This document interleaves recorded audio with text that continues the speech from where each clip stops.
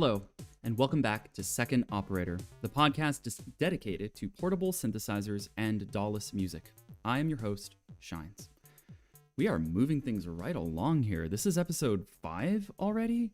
There's already been such a variety of musicians from our community here. We've talked to modular artists, sound healers, game developers. It's been incredible to hear all these different types of music and hear all of your stories and your backgrounds. I'm very humbled and really thankful that all of us can gather in this way. A very quick channel update. We are now officially on both Apple Podcasts and Spotify. As more people are tuning in on various platforms, I am hoping this community can grow even larger and keep growing to infinity. We'll see. Speaking of community, I will be making a special appearance at the Meet and Bleep Synth Meetup in Raleigh, North Carolina this Friday. I'll be playing a set off my OP1, and we'll have a chance to meet you all in person if you can make it out. I might even be handing out some cool stickers there. Speaking of stickers, we do have a Patreon page up, and all tiers will actually receive a Second Operator sticker sent directly to your door. It's going to be a cool reminder of the community that you're helping to build. Seriously, this podcast currently doesn't have any sponsorship or anything, so it really is up to you and your listenership and support that will keep us growing. Today, we've got an exciting interview with Loopintheverb, who has just visited Japan with his OP1 field. As a Tokyo native, I can't think of a better country to visit, and as an OP1 user, I can't think of a better instrument to bring along for that journey. We're going to get in depth about his trip right after the news. First things first, kicking off the news for this week, Super Booth 2023 is going to be starting next week. It takes place in Berlin. It's a 3-day, apparently very family-friendly ordeal. It happens each year. We're going to have a bunch of exhibitors from around the world showing there. This year, I believe Make Noise is going to be making an appearance there, which is pretty cool. We're hoping to see some amazing new reveals in the DAWless music space. I'm really hoping to see some cool new synthesizers, hopefully some cool new desktop synthesizers appear, and we'll be reporting on that next week or whenever those news items start popping up. And honestly, I really do hope to visit Berlin one of these years for the actual event. I think it would be just really fun to take the podcast out there, go international, and talk to some of the folks out in Berlin. It'd be really, really awesome. Other than that, it's actually kind of a slow news week. There haven't been a whole lot of big reveals, no new synthesizers or, much going on there.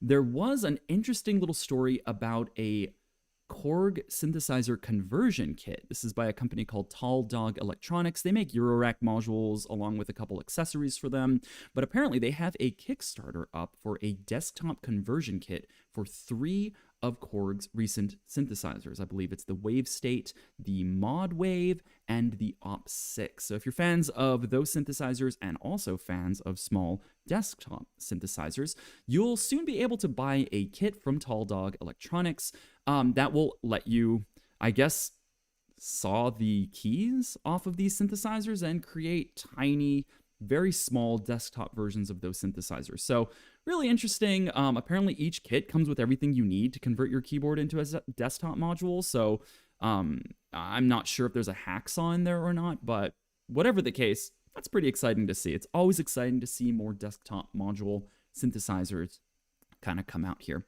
Apparently the conversion takes about 30 minutes and requires no soldering. So we'll see how that goes. That's honestly all the news I have for this week. Everything else I am looking forward to for next week when that Super Booth starts and we start getting some of those stories in about new synthesizers. Let's keep our fingers crossed for some OP1 contenders, maybe some recording units, whatever the case. I am super duper excited to report on that as the news unfolds. We're going to move right along to our interview. Let's go ahead and give our guest, Loopintheverb, a very warm welcome onto the podcast. Loopintheverb is an OP1 artist and a world traveler. Hailing from the San Francisco Bay Area, he comes at us live right now. What's up? How are you doing? You are live. Doing well. How about yourself? How are my levels? Oh, your levels are perfect. Thank you so much for for taking the time to check the levels and all that kind of fun stuff. How was your day so far? Pretty chill. Awesome. Good, good, good. Yeah, it's kind of the afternoon for you and on the West Coast here. It's kind of already almost my son's bedtime right now. So it's a little later in the day, but it's nice to get a glimpse of get a glimpse back in time as it were. Love to time travel. Yeah. Now you're coming in loud and clear, man. So let's go ahead and just get started here. Do you mind giving us a brief introduction about you? Tell us where you're from, your background in music, and how you got to where you are now. My name's Mac. I'm from the Bay Area. Music and I have not always been on equal terms. When I was in second grade, I played the trombone, and they kicked me out of class because I sucked. And I really loved it, and it was super down. But and then I slid into chorus, and they said, you're tone deaf. So at a young age, I knew music really wasn't for me. And it took a long time to get here to where I could have fun with it, I guess, and just do something worth hearing again. But as far as like the DAWless game, yeah. I had done hip-hop production for a long time in Ableton and some other software. Oh, nice. And eventually I started to want to make beats for them, and I couldn't really do it. And it sucked. And I had various friends who were good musicians come over and help me, teach me, bars, structure. I had already been in hip hop for a while before I really understood bars. Nice. I was just doing some chaotic outsider music. And by by bars you mean like putting like an arrangement together in a DAW or something Correct. Like that, right? Interesting. Correct. Which once I understood the math of like what drums were supposed to be, that was like a huge aha moment for me. And then I got Ableton Push 2 and just started making a lot of beats on that. But I live on the computer. I'm a nerd. I game on the computer. I work on the computer. So eventually I just kind of got burnt out. I was like, I'm on the computer too much already for everything else. Mm-hmm. And at that time I started commuting to San Francisco on the ferry. So I got a Voca sample as just I can load samples on this and like just be hands off. And like, that's the moment the gas started. I think I saw an OP1 right after that. Oh man. What is it about those Volcas, man? They are the gateway drug for so many of us. Yeah. Wow. And the fact that I was putting samples through the phone using like data streams, that just took me back to like hacking with the tone dialer. Oh my God. And I love that. So then I started working with a guy who had an OP1 and was like, you're ready. And I got one, and there's been no looking back ever since. It's my favorite piece of gear by a mile. Wow. Whenabouts would you say this was? Probably, I don't know, 5 years ago, roughly. Okay, wow. So you've been an OP1 dude for 5 years. Yeah, I've weathered, my old one is beat up. If you hit stop, there's a good chance it's going to hit stop 3 times. Oh my God. If you lift something, it may not ever paste it again. But it's great, and I love it. And when I bought the Field, I was like, I'll just get rid of this one. And then I had 2 in the same room. Oh, man. And I felt like this guy Stizo I follow. I was like, well, no wonder he has 4. Like, I get that now. You want the big stack of them that you can all kind of inter sample and stuff, right? It's amazing. Has your OP1 and your Voca sample ever, done anything? Oh, definitely. Nice. Definitely. Lots of tracks with the sample. I eventually kind of grew out of the sample because of how long it took to get new samples on it. Wow. Like otherwise, I got no beef with it. It's great, but having used an app and you can only it's harder than the 202 in some ways, where you have to really have a finite, tiny sample. And I do a lot of stuff with loops, so cool. I can get one sample on the Volca now, and that's all I got. So then it becomes a one-trick pony.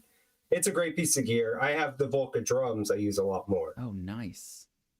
Nice. My only Volca's ever been the, I don't know if you can see it behind me. It's the Volca Modular.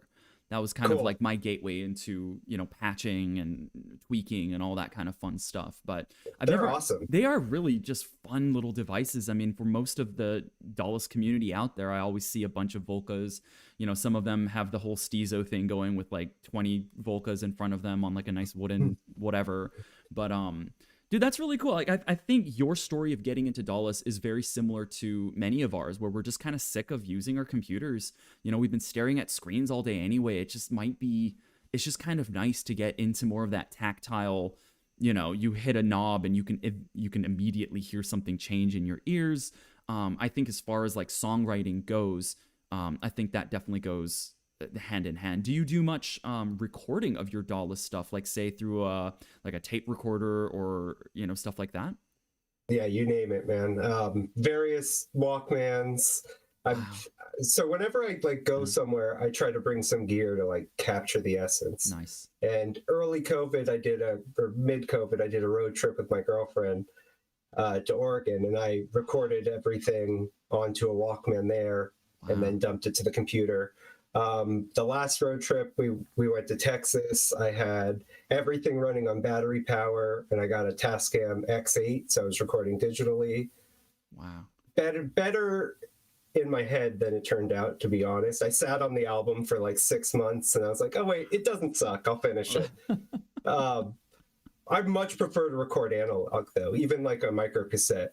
Like just get the project onto tape at some point. If anything, get the original sample on tape and then go from there. But as long as it's hit tape at some point, I feel like I'm doing it right, which is like my own criteria. No one told me to do that. I love it, man. I mean, I'm almost tempted to get myself a small tape recorder as well. Like right now I'm using a little Zoom unit that's, you throw an SD card on there and it can record, stereo, audio, you name it, it can record it. But something about recording the tape where you can, like, when you screw something up, you have to rewind it. There's kind of like a staticiness to it. Yes. I had a Walkman when I was, I guess, like 6 years old. That was like one of my favorite toys in the 90s growing up. Love it. And I would make little vocal loops, like not really loops, but just like little vocal things. And I would take the tape out, put that tape in a boombox nearby, throw a new tape in, and kind of like layer. It sounded terrible, but like I could sort of layer vocals and like do some kind of like, chorusy kind of stuff. Like a ghetto 4-track. Yeah, it was like the most ghetto. I mean, it really sounded awful, but honestly, it was so much fun. And I feel like things like OP1, getting back into like tape recording, and DAWless music, where you're not capable of seeing your tracks in front of you and cutting and splicing individual parts out. I really feel like that that captures something more. I think there's a certain kind of like an electric nervousness that kind of comes up when that tape is running, because you're just like, damn, I really need to like try harder or something. You know what I mean? Like the performance that it captures, I think, is really, really good. I always, and there can be happy accidents with that. There can be happy, exactly. A lot of it's trash and you'll delete it, but you hit play on the wrong sample and it worked better than the sample you meant to use. Exactly. There. Yeah. I mean, so you mentioned you've made albums using like the tapes and stuff like that. Are any of those available to listen to? Yeah, everything's up on whatever streaming you use, because I use DistroKid, so it just shoots it everywhere. And then Nice. I have Bandcamp as a catch-all. Oh, so that's awesome. Search Loopintheverb, one word, it's there everywhere. Perfect. So we can find you on Spotify, Apple Music. Totally. There's like 30, 40 different music streaming services out there now, insane, right? Yeah, man. It's crazy. And they like send you an email, right? Like every time you get a new one. Every friend is on something different too. So I stopped. I just said, whatever you use, it's there. Nice. I love it. But yeah, I've actually been perusing your Bandcamp recently, and that, cool. There's, I think it's the OP1 album that's on there currently. Is that what that is? Two full OP1 albums, and in Japan, I've definitely laid all the tracks for the third. And when I say OP1, like no other gears used, it's just OP1. Dang. So even for like mixing, mastering, I try to basically do nothing in Ableton. It's just running through Ableton to get the files. Wow. Worst case, I'll put like a gentle limiter. Right. But if I did it right, I don't have to. That's crazy. That's crazy. I don't like using the album record on OP1. That's like one of the few things I never touched. I don't think it ever sounds good for some reason. It always sounds a little different, doesn't it? Yeah. From the way you hear it on the tape. Rip out the 4 tracks and then throw them into Ableton, I'm happy every time. Oh, nice. That's a really smart way to do it. So the way you use your OP1 tape is you lay the entire track down. You're not using loops there. Yeah, mostly it's the full track. Wow. But you can finish it from loops too. I've done both, but I try to lay more the merry. Right. Because then I'm basically doing nothing in Ableton. That's the goal. That way you don't have to like copy paste or do anything crazy like that. Interesting. And we'll actually take a we're gonna take a listen to some of your tracks here in just a little bit. Your beats and stuff are really really cool. But now when I go and listen to it, it's gonna sound different just because I know that you're kind of laying the entire thing down at once instead of using like loops and stuff like that. So that's going to be really interesting. So the way you use the tape is do you just like make one big track, then delete it and then start again? Yeah, pretty much. But that's what's so great about the Field is you have multiple tapes now. Right. So you have I can lock six different tapes if I'm not mistaken. And they all sound different. Like for the whole Japan trip, I just used the mini disc one. Nice. That was like the clean sound I wanted. Cool. I used like the Porta Studio one a lot too, though. Okay, that's like the more what do you call it, like scratchy kind of reel to reel sound. That's insane. So so we're gonna talk about Japan in just a second. But you do mention you do travel a lot. Is this like a yearly thing, an every chance you get kind of thing? You're traveling? I don't feel like I travel that much, but I have been lately. Historically, I don't. Japan is my first trip out of the country ever. Really? But I always try to bring gear whenever I go somewhere. So it's like I want to capture the essence. Every vacation, weekend trip, I'm like trying to bring gear, something to be like, what's the vibe here? And if I don't bring gear, I'm just field recording on my phone or with a Walkman just to get something out of that for later. Wow. So you must have like a bunch of tapes just kind of lying around with a bunch of like field recordings, ambience and stuff. Dang. Oh, that's so cool. Well, that's obviously going to make, give me another kind of thing to listen to in some of your music as well. That's really awesome. So I did not know that Japan was the first trip out of the country for you. I had assumed through your videos and through your Instagram, because I've seen your gear in so many different landscapes now. I feel like I've definitely seen your stuff that you do at your home studio with your DAWless setup and all your Volcas and your your 202s and stuff. But I always just thought like, maybe this is Iceland, maybe this is like some other part of the country, but that's really, really cool. So can you tell us a little? Yeah, go ahead.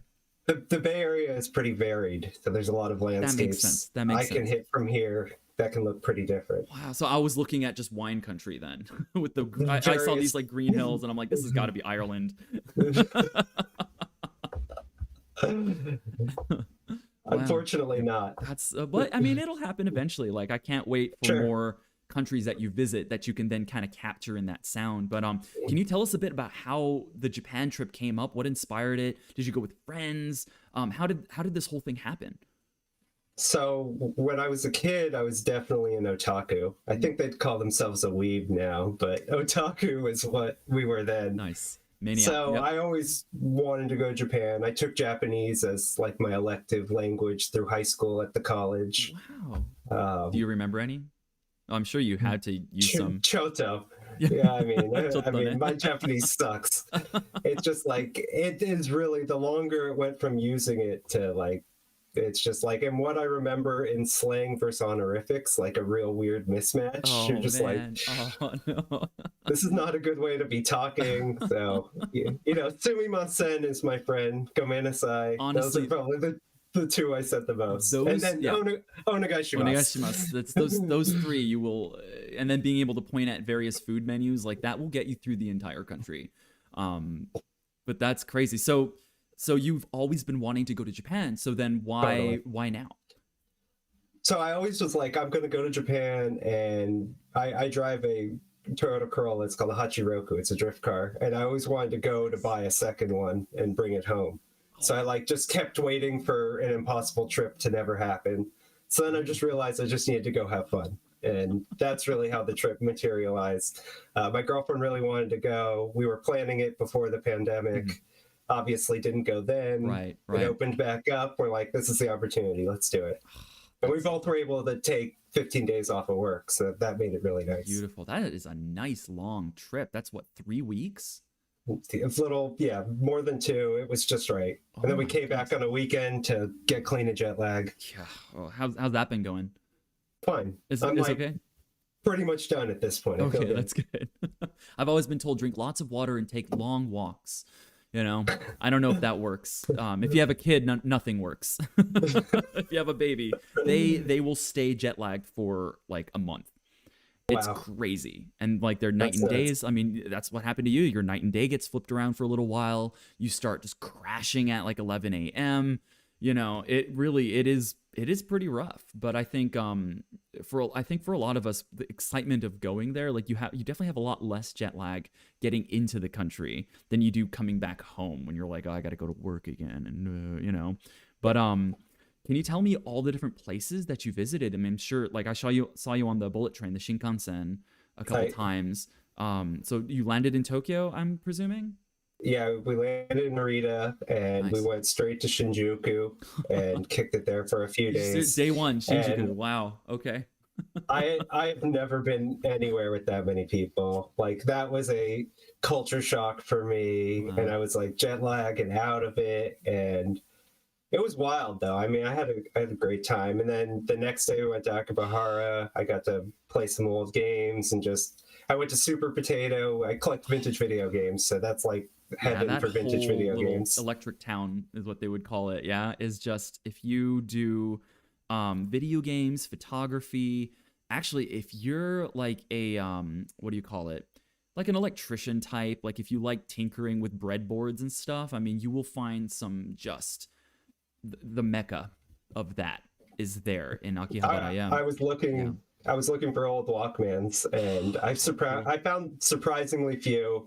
And there was Interesting. one I was like, Yeah. oh, I'm gonna find a better one, and I didn't buy it. The whole trip I was like, you should have bought I that, should have man. bought that one. So I came back from Japan with no cassette players at all, surprisingly. Interesting. Well, there's always next time. Yeah, for sure. Right. I mean, I'm planning my trip back because it's where I'm originally from. My family's there, and so I'm kind of planning my trip back there at the end of October. And I'm looking up a bunch of vintage camera shops. There's actually a vintage Yes. synthesizer store, or not vintage, but it's like a used synthesizer store in I think it's Shibuya, or maybe it's actually Shinjuku. I'm a terrible host. I don't remember, but I'll have to send you their info. So if you ever do go back, you can check these guys out. But they have just everything, you know. So Dude, yeah, I'd love to. I oh, have a list of the few I looked up and didn't make it to all of them, so I'll send them to you as well. cool. So you started in Tokyo, and then I take it you went down south, or where did you Yep. go next? So from there we had our first Shinkansen ride, Nice. which is just an amazing place. Like the whole idea of bringing the OP1 was to like make beats on that, because for me, public transportation is where you make beats. Like I that's what you do. completely agree. It's long airplane trips, Perfect. and bullet train. Yeah, Yeah, and absolutely. so Yeah. it's like a nice experience.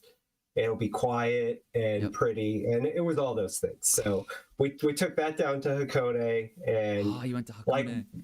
right away it was like a breath of fresh air to be away from people. Yeah. It's the inverse of Tokyo in every way. You're Yeah. just trees with no one, and I just right away got to the hotel and started making a beat. It was like the perfect vibe. And then from Hakone, we went to Kyoto, which Nice. is kind of like the perfect blend of both. Yep. You know, like there's still people, but not as many, Mhm. and there's a lot of history. It was So like much history. a Yeah. really good vibe. One of the days we walked 30,000 steps in Kyoto, which is just like, I'll walk that much in a month. Dang. Yeah, we really don't walk here in the States, but in No, Japan, dude, it is like wear good shoes because dude. you will walk everywhere. Yeah, 30,000. I mean that's actually pretty high, I would say for obviously you were like doing sightseeing and stuff like that, but it's not uncommon to have like the 15,000 step days and stuff in Japan. That's crazy though. I take it you saw Yeah, like it a was bunch of wild. shrines, temples, Yeah, I things of think that we nature, but did yeah. Mhm. Fushimi Inari, or Okay, I'm that probably I was butchering it. about to mention because that's the place with all of those big red torii gates going all the way into the mountains. That I think is I think my wife and I did 28,000 steps that day. I mean, intense. Not for the faint of heart. I mean, obviously you can go to the first level or whatever and you can take your pictures, but if you really want to get to the top and get that view of the city, that's you gotta put the hike in. Yeah, we got to the top, and then you walk through like the cemetery, and there's like a bunch of power lines or whatever. Yep. Watch the sunset there. Oh, It was pretty man. dope. That is incredible.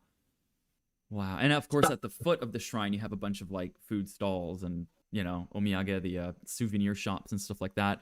I'm wondering, did you have any of the stuff down at the bottom? I think we got there when we came down. It was too late. I was like, I intend to hit that, yeah, but Man. by sunset they were closing. So no, man. I did have a couple shrine foods. I'm trying to think of what I had. It's not coming to mind right now. Okay. And after that, we went to Osaka, and I ate a Nice. lot more street food there. Oh, dude, that is awesome. I think because Kyoto and Osaka are very close together. Yeah. Actually, just one little segue. I think we just became the first podcast to have the word shrine foods in it. If I can get that on a T-shirt or like a sticker or something, that would be dope. But sorry, segue over. So you're in Osaka. We kept joking about it being shrine time when we were going to go hit another shrine. Oh my God. I need that on a T-shirt, actually. I don't know. That might offend someone in Japan. Shrine time. I mean it only politely. I know. Jinja time. Yeah, man. So you went to Osaka next. I mean, they're very close together. Osaka, I would say it's much more metropolitan city. It's futuristic. Yeah. I mean, what did you guys do around Osaka? We stayed near Dotonbori. Okay. I'm trying. And that really reminded me of like Fisherman's Wharf, where it was like a tourist trap, it was cool, but sense. there was also just like, if you've been to a big city, you know this vibe. Right.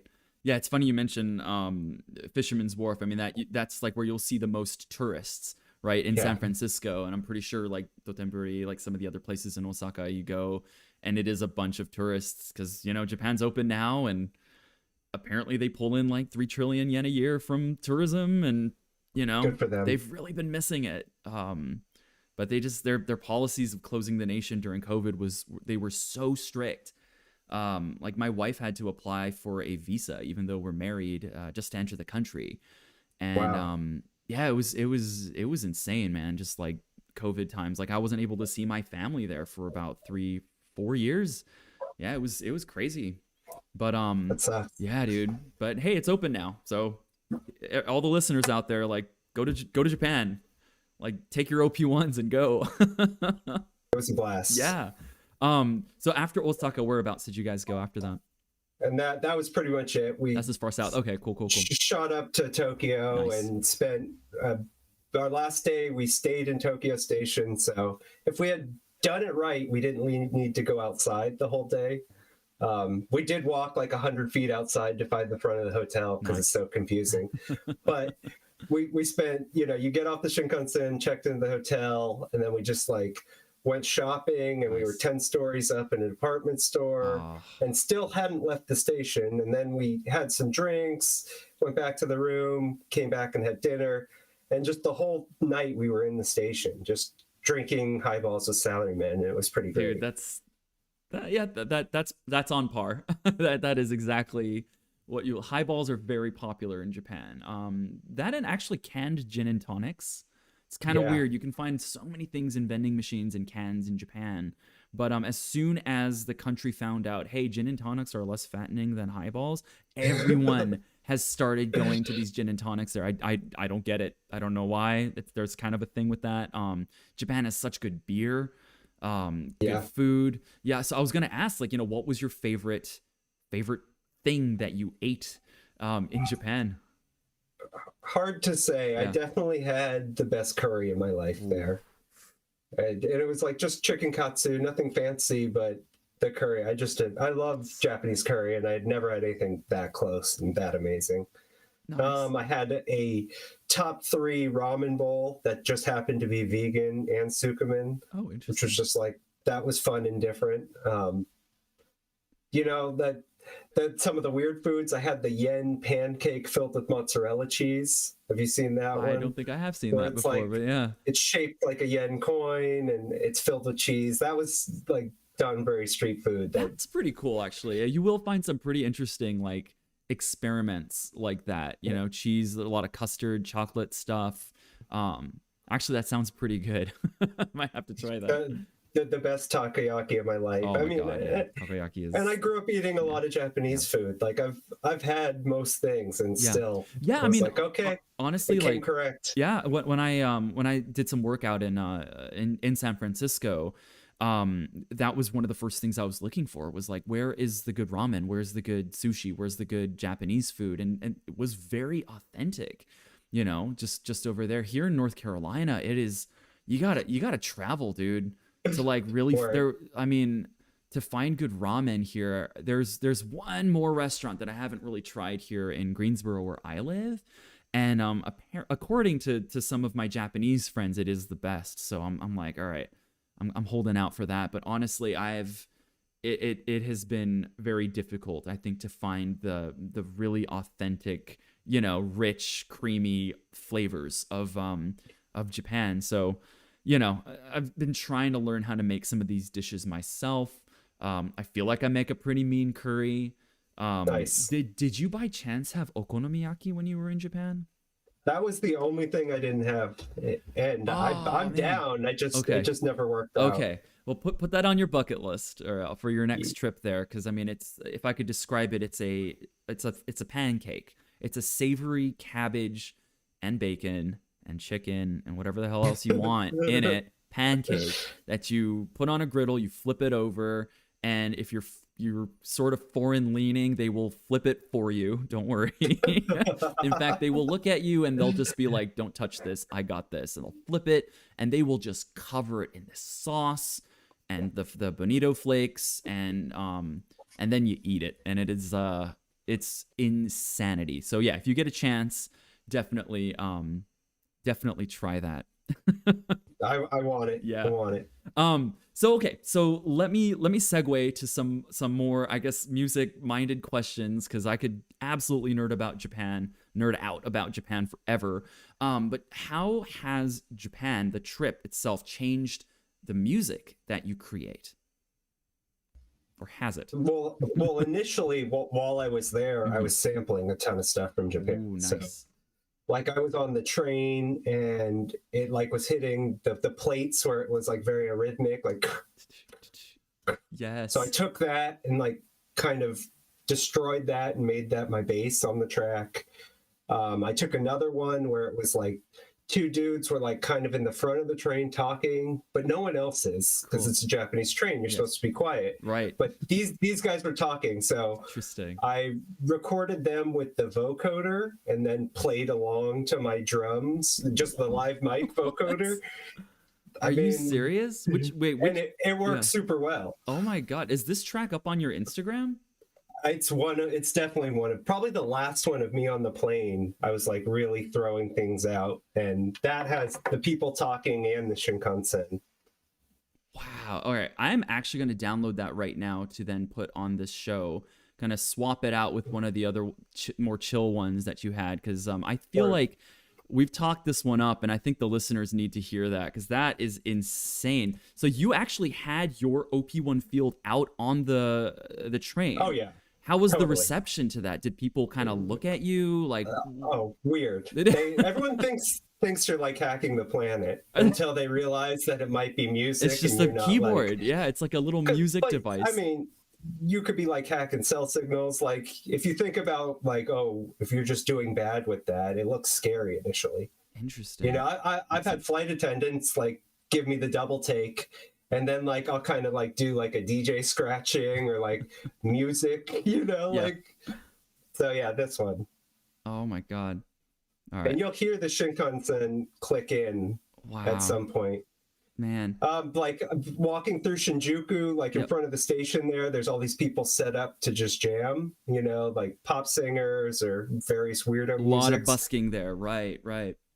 Exactly. Yeah. I saw a bunch of cool like electronic gear people setting up and taking down, but I never actually heard them, Like but I their heard a actual lot music. of guitars, Yep. and I would just hit record on my phone as I'm passing by, and like those end up, you know, I used one of those as like a snare in a track, sometimes the melody. Like other friends have taught me what they do when field recording, and that's really rubbed off on me.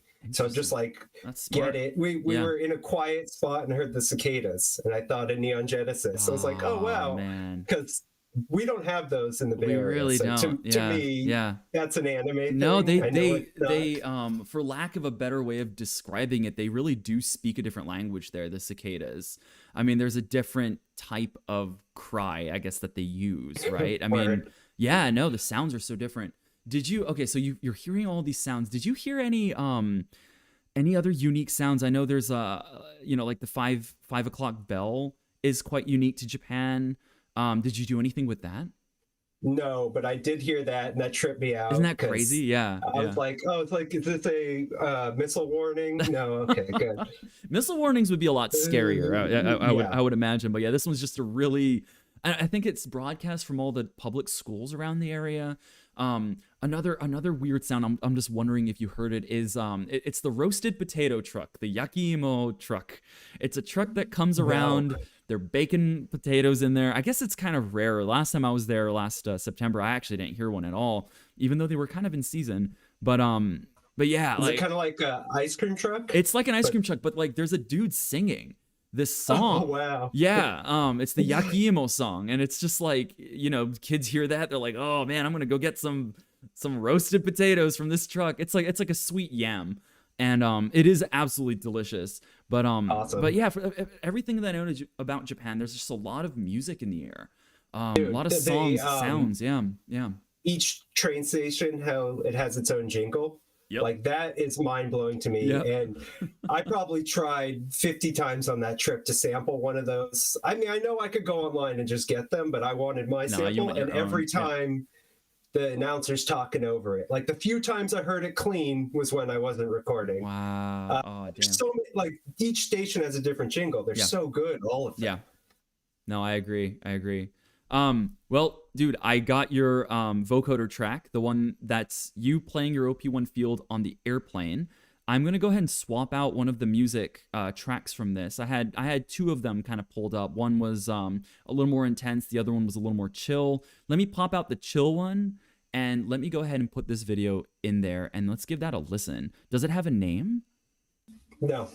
Cool. I like it. Untitled. Nothing's ever finished on Instagram posts. Any name that's there is never the final one. So that makes sense.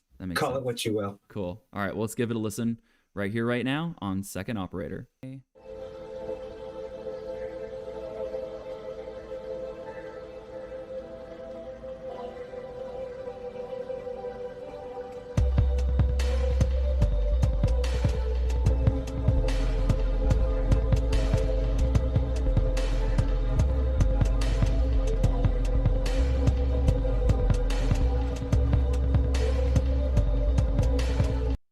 The second part is like when the Shinkansen turns on. It's a wild thing. That was that trip was the first time I experimented with live vocoder, where I just turn it on and whatever the ambience is, play something and see what you can capture. And it was surprisingly cool. That is super cool. Yeah. I can't sing. I know you can. You have a good voice. Well, I can't. Like the vocoder, I have no business using in anything but something weird like that. I think getting experimental with a vocoder, honestly, is I'm really glad that teenage engineering has kind of given us, given whoever has these devices, a vocoder to mess around with, because it's really fun to kind of see it experimented with in this way. And I'm gonna have to give that track another listen to kind of really hone in on that sound, because I definitely heard some kind of, it's almost like a static texture behind the beat, which the beat is so fat, by the way. That is absolutely pumping. But definitely want to give it a listen. I don't know if I can pull out any words of conversation, but I don't think you will. I brought the tone down too. Okay. So I mean, rarely does my pitch stay the same when I'm sampling rocks. It's just, that also feels like cheating. You have to mangle it in some way. I love it. they're probably saying something like, we should probably be quiet on this train anyway. You know what I mean? Like, I don't know what they're actually saying, but that is. Like, I don't want to be a meiwaku to anyone, but that is super, super cool. I have the original OP1 still, not still, but forever. I'm gonna have this thing forever as long as it doesn't break. And every now and then, with those keys. Yeah, be careful with the keys. Yeah. Every now and then, what I'll do is I will throw on a they call them the LFOs, or like they're really just effectors. Various effectors. You have tremolo effects. You have all these different things you can do to your sound. But one of them is actually affected by the microphone. So you can do like kind of like if you rub your finger across the microphone, you can almost create like scratching kind of sounds.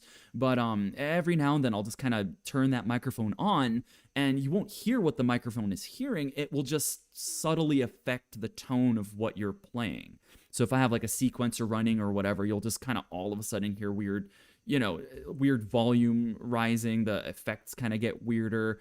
And in reality, it's probably because like my kids like knocking over my lamps, or breaking some of my hard-earned synthesizers somewhere. But yeah, no, I really think that experimenting with these devices that have microphones attached to their sound generators, like that's the whole name of the game, especially if you're out and about.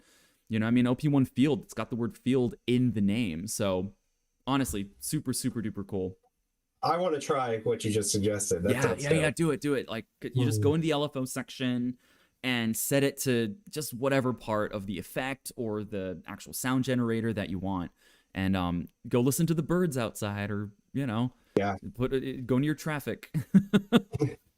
Okay, cool. So we're going to listen to another one of your tracks here in just a minute. But before we get into that, do you have any advice for someone who is maybe thinking about traveling to Japan? Some of the tips for, setting up your trip, any do's and don'ts that you and your girlfriend kind of maybe remember?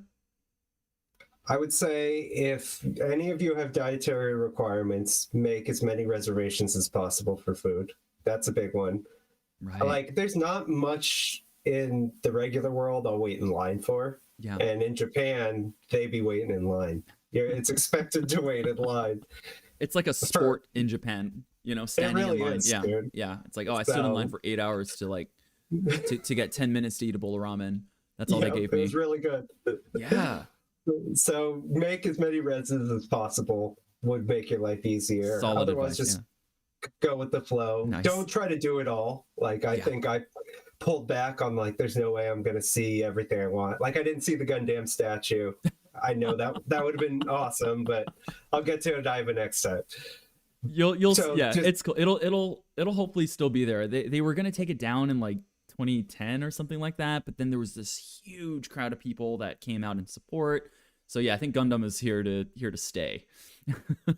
So I think those are probably my big ones. Just temper expectations and you'll have a great time. I love it. That I think for traveling to any country, just do a small portion of it.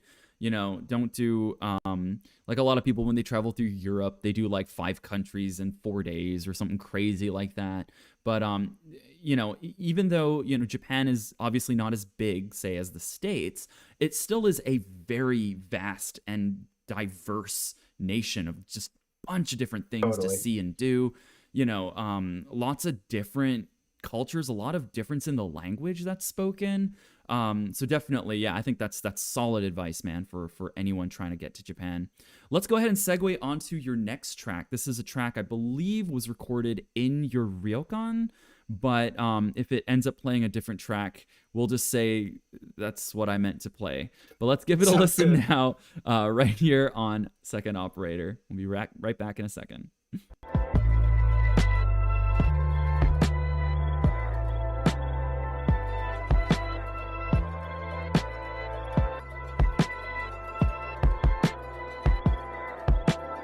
Damn, that was beautiful. That was epic. Again, like, when I was in Japan, it like made me think of samples I wasn't thinking of at home. Yes. And years ago, I made a bunch of stuff sampling Akira soundtrack. Oh, and so I was like, okay, I'm going to go back to that and only pick the songs I didn't use. Cool. And so I just found more chanting. Like, it was definitely like a B-side track. It's not like Tetsuo going crazy or anything. Sure. But yeah, there is a lot of chanting in that one. Captured the vibe. That's crazy. You know, Okay, and where exactly were you in that video just now? Hakone Gora. So just like a town next to Hakone, it's called Gora. Wow. I'll have to give that a visit because that mountain view is just absolutely epic. And that was from, I guess, Insane. like your hotel or your inn. Yeah, that was just right out of the hotel. Wow. You know, we had a bath right there, so you just were staring at that view. Like all Okay, you I do need to at get this info from ryokans you. Yeah, is yeah. like eat food and take baths, which is like you're constantly very full and very clean. Like I think I That's the did way. five or six baths in one day. I've never had that in my life. Honestly, that's kind of what's expected. As soon as you set foot in your ryokan, they're like, okay, time for baths. And when you get back to your room, they've set up the table for your dinner. And then Yep. as they're taking the table away and setting up your futon for your sleep, you're, once again, you're in the bath. I mean, it's kind of the best living, It really is. Like I had low expectations for the ryokan. I was like totally down for the ride, but it wasn't something I was hyped about. Yeah, And yeah. we went to two different ones. Those were my favorite parts of Japan. Yes, that's awesome. I mean, the hospitality there is awesome.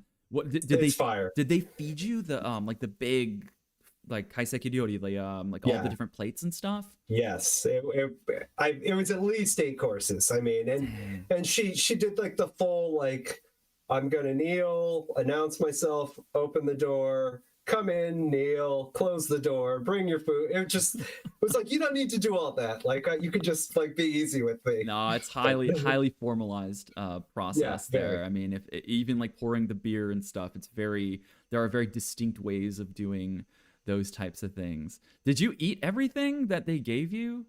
I did. I mean, I was Okay. just there. Yeah. At the ryokan, Adventurous. everything was pretty delicious. Okay, cool. At like a cocky fry place in Osaka, I remember biting a fish head. I'll never forget. Yes. You know, like that's I will say though, like even as a native to Japan, there are some things that they will put in front of you, like some of the more pickled items that I'm just like, okay, it's. And then I moved to North Carolina and we pickle everything here, so if you like pickles, Japan, Come to Carolina. yeah, and North Carolina, like we'll pickle it.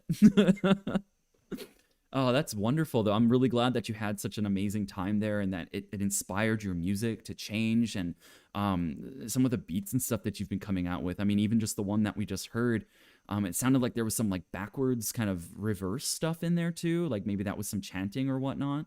Yeah. So that is super duper cool. I'm like, I think yeah. that one may have also had a Neon Genesis sample also. Like Nice. some sad like Shinji piano. And then I reversed it. Like again, I was in Japan, so it was like just bubbling up like what's old nerd Stuff I shit wanna used to learn. be into. Hell yeah. You know? It's classics, man. I mean, it's what it is, the older stuff from like the 80s and the 90s.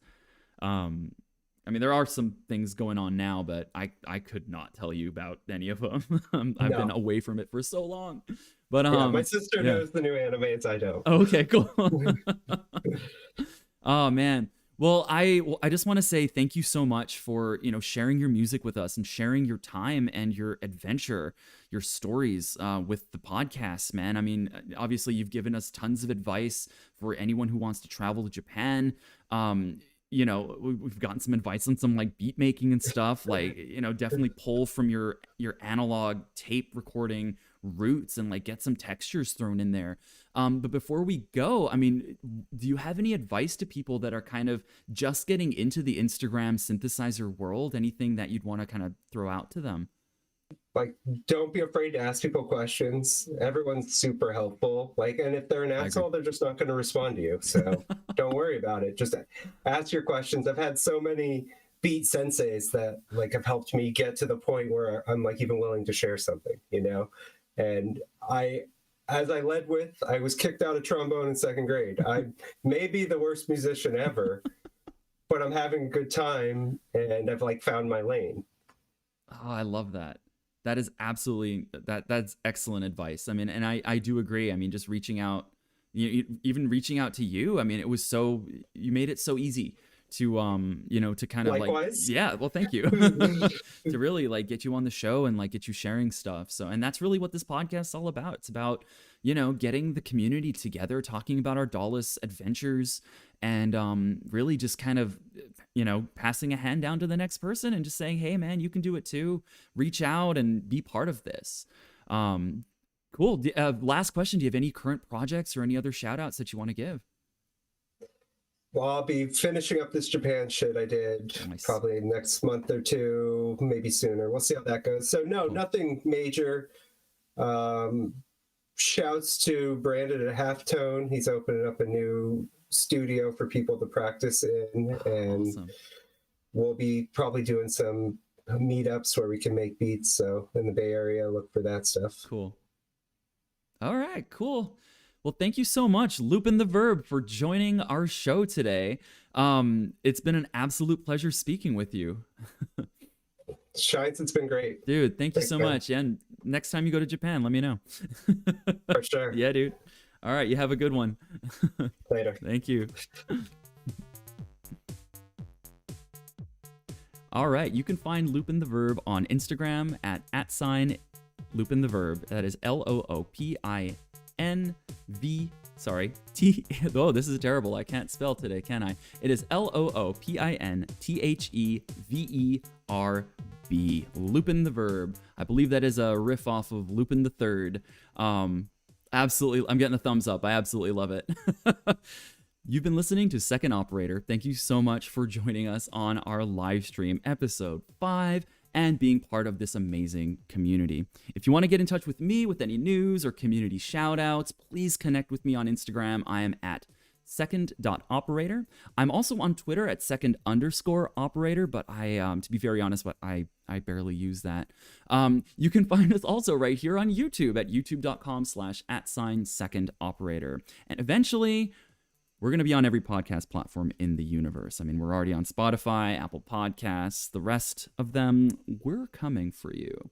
If you would like to support our show and take a real hand in getting this show, going further, we are actually on Patreon at patreon.com/secondoperator. There's currently 2 tiers available, and both tiers get a cool Second Operator sticker. So if you're interested, please go check that out. It would mean the world to me if you did. Again, I want to thank everyone for joining us here tonight. Thank you so much. If you've joined the live stream, you are awesome. Thank you for, catching this thing live as it gets created. And if you're joining us through audio, thank you so much for tuning in. I've been Shines. I've been your host. If you're coming out to the Raleigh meetup this Friday, we'll see you there. If not, we'll catch you next time. Cheers and have a great rest of your week. Thank you.